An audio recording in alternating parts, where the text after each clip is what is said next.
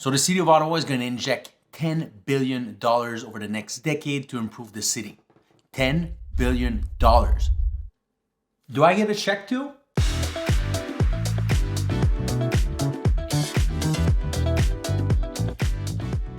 Okay, so I know it's a little different than what I do usually for my videos, but I spent the last few hours just digging and trying to find what upcoming projects or projects on the go that the city had, right now. So obviously the first one is the LRT. The LRT is seeing 3 new extensions to its already existing system.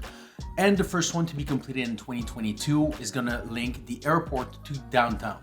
It's a massive addition and it's a welcome one. The second phase of the LRT project is going to be in the east, and it's going to be Trim Station in Orleans, be completed by 2024. And 1 year later in 2025, Moody Station in the west, just at the limit of Canada. So by 2025, the entire city is going to be served by the LRT. And hopefully by then it's more reliable than it is now, because let's face it, it's not super reliable, and there's been a lot of complaints, especially this year. It was so bad that they actually opened an investigation to see why it was such a shit show. So stay tuned for that, but hopefully by then it's resolved and we can all use this should be great system.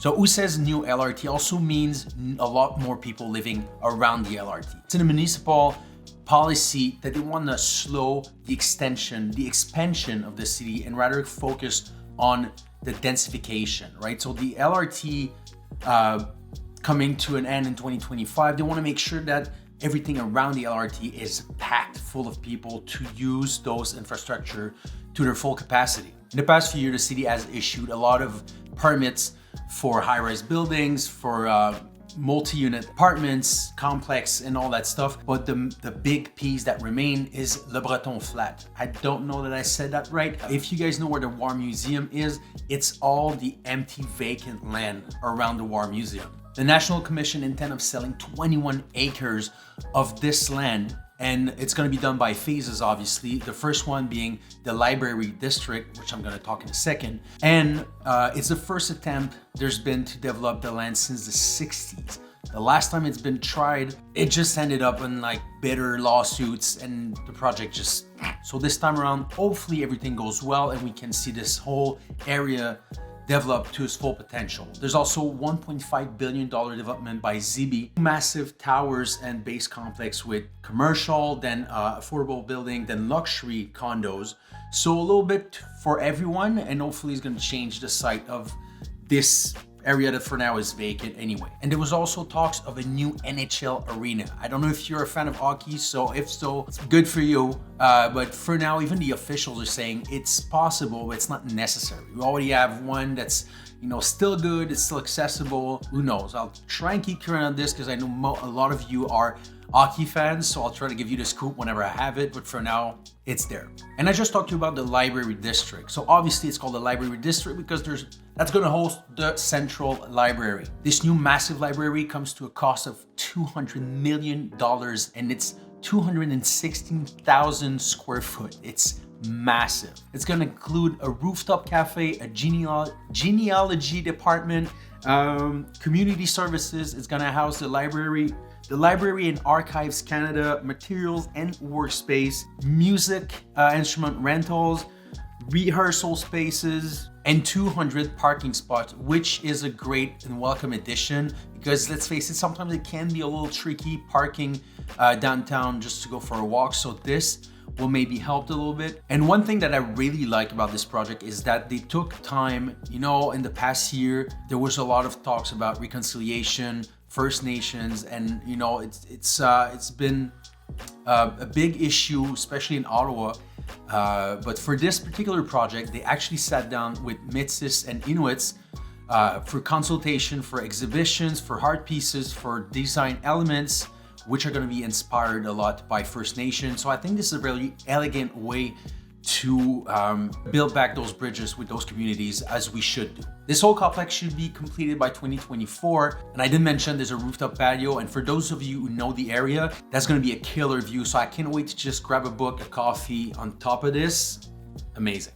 And while you're downtown, you'll be able to swing by the Parliament and look at the new renovations that should be completed by 2025. It's because the West Wing and the central space is getting a new facelift. $5 billion when all this is said and done. So we got to keep in mind that with historical buildings like this, the materials are more costly, it's more time extensive, it's a big investment, but it's a symbol of Ottawa, it's a symbol of Canada, it's a very important historical piece. So, we had to do it at some point, and at some point those cranes are gonna off, so we'll be able to take some nice pictures of Parliament again.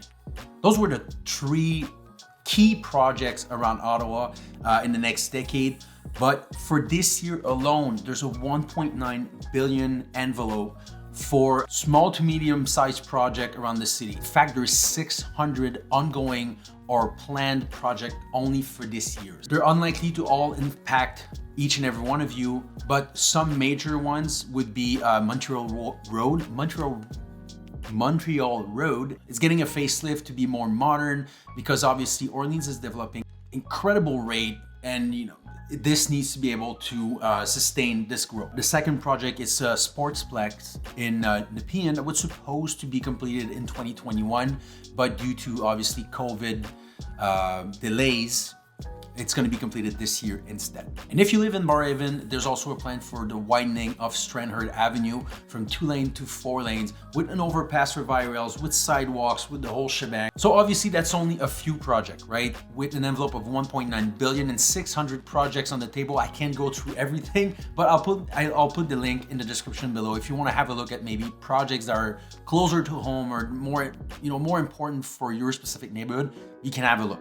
That being said, when I said $10 billion, this is only what we know now, right? But for this year alone, there's $1.9 billion planned for projects of any kind. So we should fully be expecting that every year until 2030, we're gonna get an envelope from 1.5 to 2.5 billion every year until then. So that's a lot of improvement to the city. And like I said, the city will restrict the expansion and focus on the densification. And I know that for this video, I only had pictures to put on top of me talking for upcoming projects.